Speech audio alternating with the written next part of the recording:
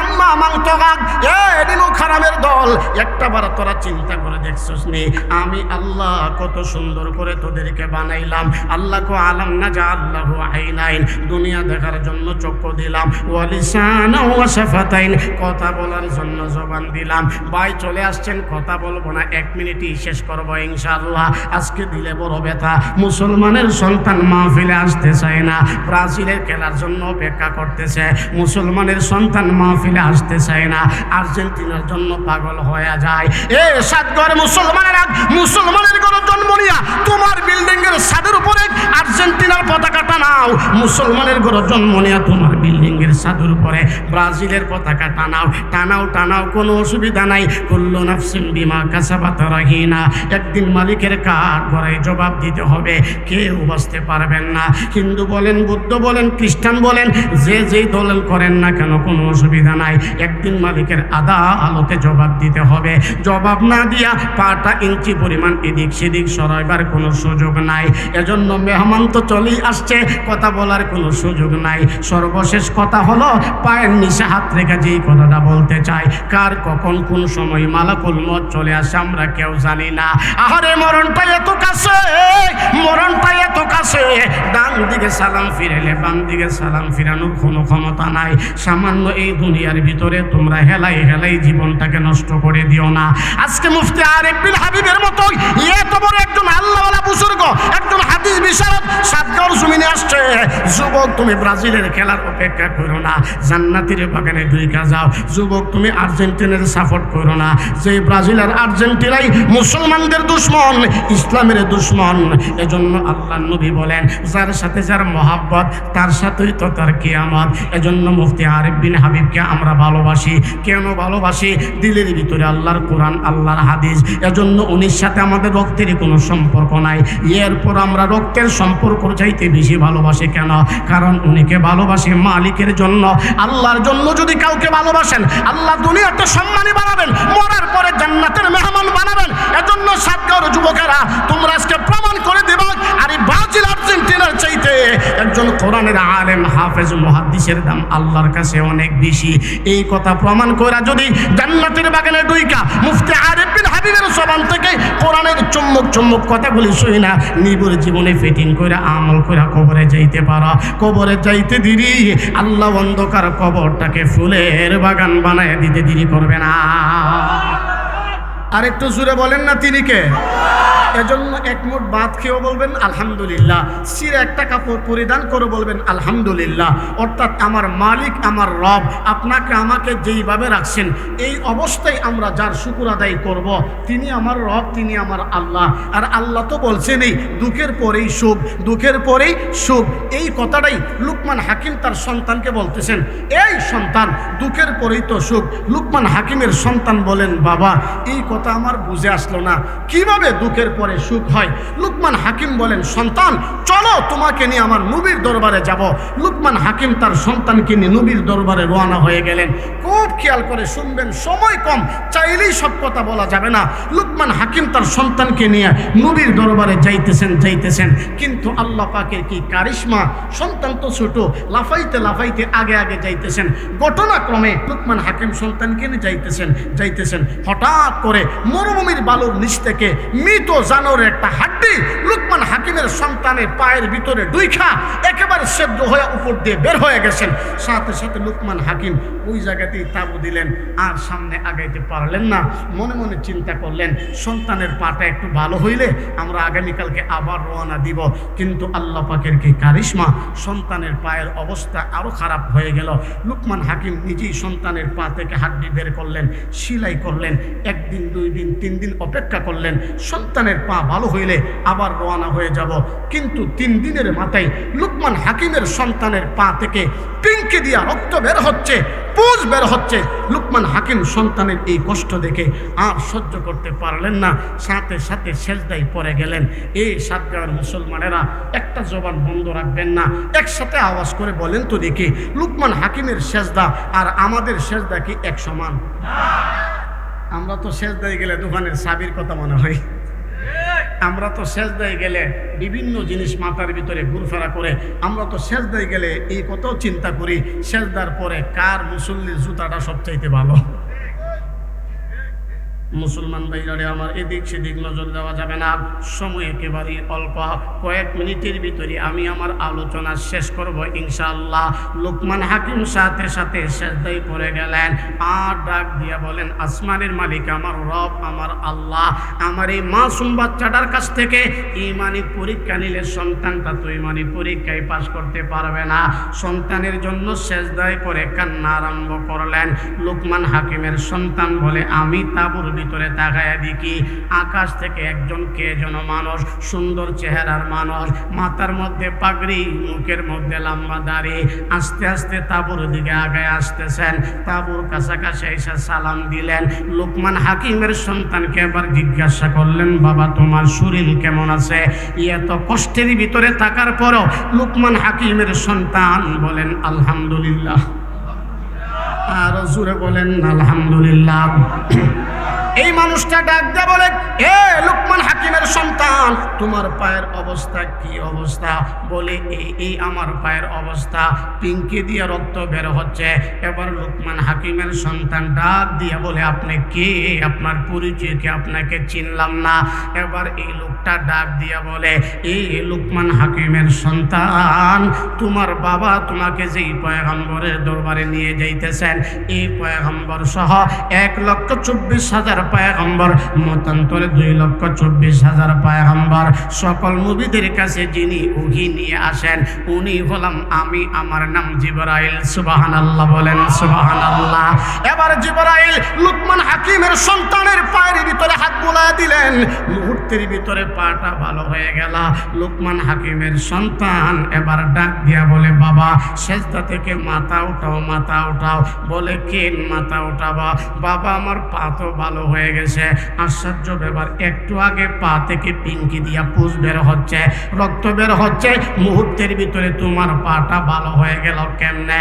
লোকমান হাকিমের সন্তান বলে, বাবা সুন্দর চেহারার একজন মানুষ, আমি নাম জিজ্ঞাসা করলাম, নাম বলল জিবরাইল, আমার পায়ে হাত বুলাইয়া দিল, মুহূর্তের ভিতরে পাটা ভালো হয়ে গেল। লোকমান হাকিম বলে, সন্তান ঘটনা এই জায়গায় না। বলে, ঘটনা কোন জায়গায়? বলে, ঘটনা আরেক জায়গায়। বলে, বলেন না বিস্তারিত। লোকমান হাকিম বলে, সন্তান আমি তোমাকে নিয়ে যেই পয়গম্বরের দরবারে রওনা হয়েছিলাম, ওই পয়গম্বরের কওমের কিছু লোকেরা পয়গম্বরের কথা মানে নাই, এজন্য আল্লাহ পাক তাদেরকে পাথরের বৃষ্টি দিয়ে আযাব দিতেছেন। এই মুহূর্তে যদি আমরা যাইতাম, এই আযাবের ভিতরে আমরা গ্রেফতার হয়ে যাইতাম। এজন্য আমার আল্লাহ তাআলা মাঝপথে তোমার পায়ের ভিতরে মৃত জানের হাড্ডি ঢুকায়া দিয়া ওই জায়গায় স্টপ করায় আল্লাহর আযাব থেকে আল্লাহ আমাদেরকে বাঁচাইয়া দিয়েছে। লোকমান হাকিমের সন্তান বলেন, বাবা কলিজার টুকরা বাবা, আর যেতে হবে না, আমার বুঝে আসছে। আল্লাহ যে বলছেন ইন্নামাল উসরি ইউসরা, দুঃখের পরেই সুখ, এই কথা আমার বুঝে আসছে, আর যেতে হবে না। সর্ব অবস্থায় সর্বহালতে আমরা যার শুকর আদায় করব তিনি কে? আর জোরে বলেন না তিনি কে? মাশাআল্লাহ মাশাআল্লাহ। আমাদের মাহফিলের মধ্যমণি মুফতি আরিফ বিন হাবিব দামাত বরকাতুম চলে আসছেন।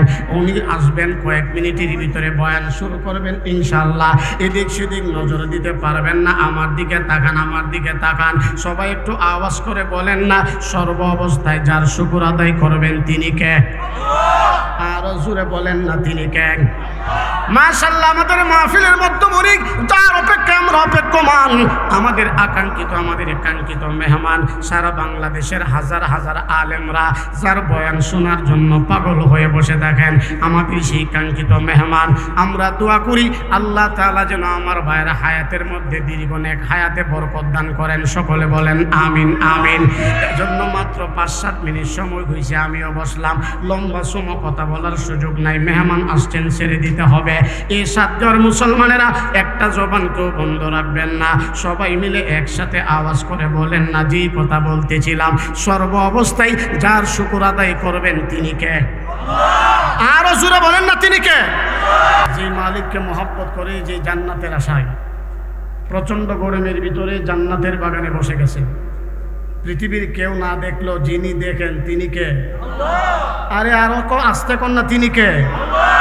তাহলে আমার মালিক যদি ইচ্ছা করে আপনাদের এই কষ্টর বসাকে উসিলা বানায় মাফ করে দিতে পারে, এই ক্ষমতা আমার মালিকের আছে না নাই? আর একটু জুড়ে বলেন, আছে না নাই? এজন্য আমি আমার বয়ান শুরু করবার আগেই লম্বা চূড়ার সময় আমার কাছে নাই। আমাদের মধ্যমণি মাহফিলে আসলেই কিন্তু আমার সময় শেষ। আর আশা করছি সর্বোচ্চ 10-15 মিনিটের ভিতরেই মঞ্চে চলে আসবেন।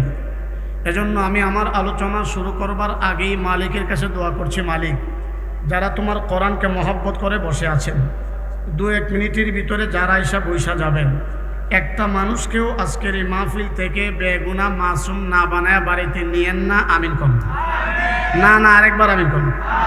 না না, কষ্ট করে আরেকবার আমিন কোন? এই যে আমরা ওলামায়ে কেরাম সবাইকে নিয়ে 3 বার আমিন কইলাম, যদি কারো আমিন আল্লাহর কাছে কবুল হয়ে যায়, দুনিয়ার জিন্দেগিও সফল, আখিরাতের জিন্দেগিও সফল। এজন্য লম্বা চূড়া কথা বলার তো সুযোগ নাই, এজন্য বিস্তারিত আলোচনা করার কোনো টাইমও নাই। উলামায়ে কেরাম মঞ্চে বসা, কোরআনে কারীমের ভিতরে একটা সূরা আছে, যেই সূরাটার নাম আলাম নাশরাহ লাকা সাদরাক। এই সূরার ভিতরে একটা শব্দ আল্লাহ 2 বার উল্লেখ করেছেন, ইন্নামাল উসরি ইউসরা। ইন্নামাল উসরি ইউসরা মানে দুঃখের পরেই সুখ। দুঃখের পরেই, বলেন না, দুঃখের পরেই সুখ। 2 নাম্বার, আল্লাহ তাআলা বান্দার জন্য যা মঙ্গল তাই আল্লাহ তাআলা করেন। এজন্য সবাই মিলে একসাথে আওয়াজ করে বলেন, আল্লাহ আপনাকে আমাকে যেইভাবে রাখছে, সর্ব অবস্থায় যার শুকর আদায় করবেন তিনি কে? আসলে এটা আমার অভ্যাস না, মাত্র বসি তো 7-8 মিনিট হবে, হযরত চলে আসছেন, লম্বা চূড়া বয়ান করবেন। কারণ আমার বাড়ি ব্রাহ্মণবাড়িয়া, ঈদও তো ব্রাহ্মণবাড়িয়া, আমরা এখানে ওয়াজ করার জন্য আসি নাই। ও যে ইলিয়াস ভাই ব্রাহ্মণবাড়িয়া শহরে থাকে, অত্যন্ত যিনি মাহফিলটা ইন্তজাম করেন, মূলত ব্রাহ্মণবাড়িয়া শহরে মাদ্রাসার বাবুর্চিগিরি করেন, আবার রিক্সাও চালান, কিন্তু এই মাহফিলটা 4 বছর যাবৎ করতেছেন। আমাকে বারবার রিকোয়েস্ট করার পরে আমি ভাইজানকে কষ্ট করে, ভাইজান দূরে কোনো প্রোগ্রাম করে না, শারীরিকভাবে অনেকটা অসুস্থ, শত চাহিদা থাকার পরেও দূরে আসতে পারে না, অনেকটা অসুস্থ দুর্বল মানুষ। আবার প্রতিদিন ক্লাস করতে হয়, সচরাচর আমাদের মতো বক্তা না, প্রতিদিন ক্লাস করতে হয়, হাদিস পড়াইতে হয়, নিজের সকল দায়িত্ব মেনটেন করে দূরে প্রোগ্রাম করা সম্ভব হয় না। আমরা ইসলামের জন্য মাঝে মধ্যে কষ্ট দিয়ে দূরে চলে নিয়ে আসি, তারই ধারাবাহিকতায় আজকে নিয়ে আসলাম। ভাইজান আমাদের মেহমান, কত বড় ব্যক্তি, ভাইজানকে সামনে রেখে প্রশংসা করা ইসলামে নিষেধ করেছেন, এজন্য আমি করব না। ভাইজান আলোচনা করবেন। আমার বাড়ি ব্রাহ্মণবাড়িয়া, বিশ্ব রোডে আমার বাসা, বেশি একটা দূরে না, যেই কোনো সময় সুযোগ পাইলে এসে ওয়াজ করুন যাইব। কিন্তু আমরা মুফতি আরিফ বিন হাবিবকে চাইলেই পাবো না, বছর কি বছর ঘুরতে ঘুরতে উনিকে আমরা পেই, এটা আমাদের জন্য সৌভাগ্য। এজন্য মেহমান আসছেন, বয়ান করবেন। আজকের এই মাহফিল ইন্তজাম করতে গিয়ে যে যেভাবে সহযোগিতা করেছেন, আল্লাহ যেন সবাইকে কবুল আর মঞ্জুর করেন, সকলে বলেন আমিন। বিশেষ করে এই বিজয়নগরের সাতগাঁওর মুসলমানদের প্রতি আকুল আবেদন, বিশেষ করে আমার কলিজার টুকরা যুবক ভাইদের প্রতি আকুল আবেদন, আজকের এই দিনে ইমানি পরীক্ষা দিবা না। ব্রাজিল আমার কাছে সেরা না, আর্জেন্টিনা আমার কাছে সেরা না, আমার কাছে পৃথিবীর সবচেয়ে সেরা আল্লাহর কোরআন এবং হাদিস। কথা বলেন ঠিক কিনা? এটা একটু পরেই প্রমাণ পাওয়া যাবে। এজন্য আপনাদের কাঙ্ক্ষিত মেহমান বয়ান করবেন। অল্প কয়েক মিনিটে যেই কথাগুলি বললাম, ভুল হয়ে গেলে মাফ করবেন। হযরতের আলোচনা শোনার কিছু নিয়ম কানুন আছে, সচরাচর উঠতেও পারবেন না, বেশি শরীর নাড়াচড়া করতে পারবেন না, মাঝে মধ্যে হ্যাঁ না বললে একটু জবাব দেওয়ার চেষ্টা করবেন।